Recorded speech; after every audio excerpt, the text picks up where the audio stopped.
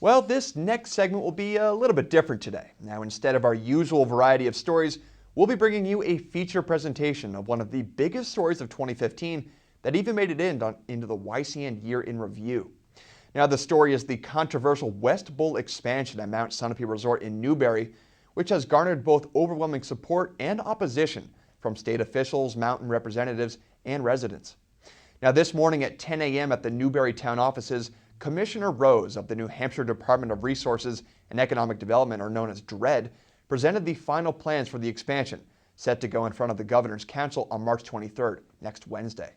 Now, some smaller parts have yet to be approved, but as a whole, the plan sets up guidelines and logistics of the expansion.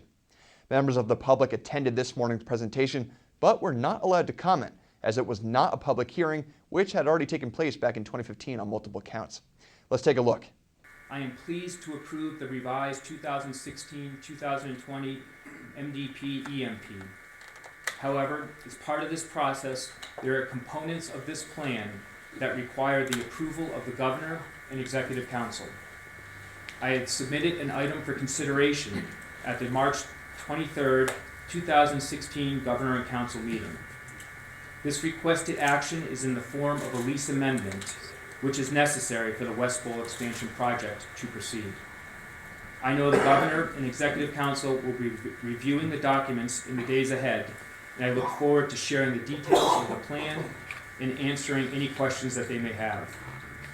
I am confident after their review, they too will agree with the strength of the West Bowl expansion plan and how it benefits the state, towns, the public, the environment, and the economy.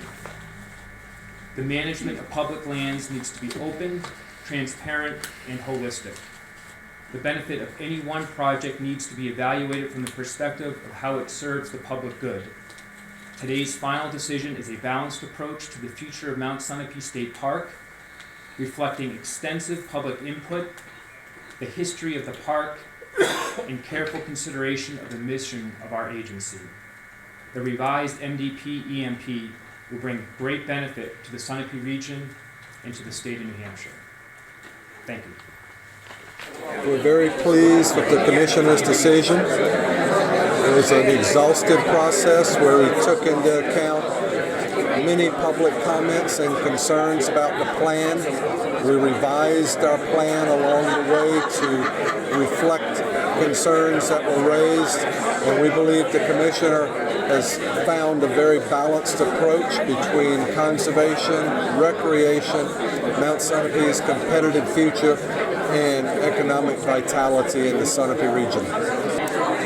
I think that he has given it a lot of thought, but I think he's lost sight of the fact that it's a state park and it should be for the good of all people and not for corporate stockholder gain.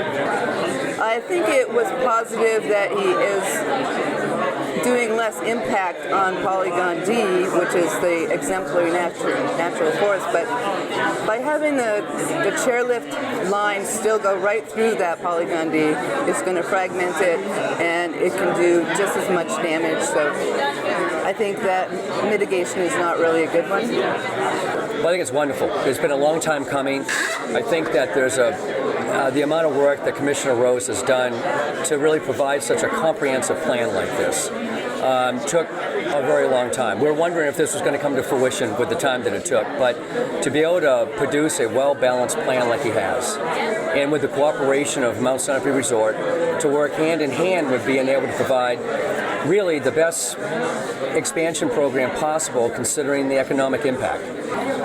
Our reaction is that the decision leans in the proper direction, but doesn't lean far enough.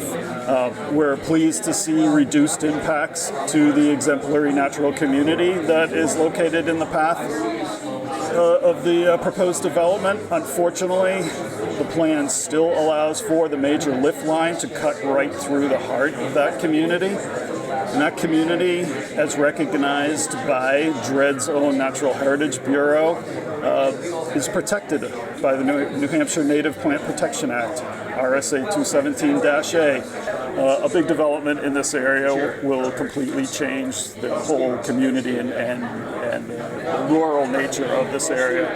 Our dark skies, our quiet roads, our wildlife, those are all things that are very important to people who live around here, and this development would jeopardize that.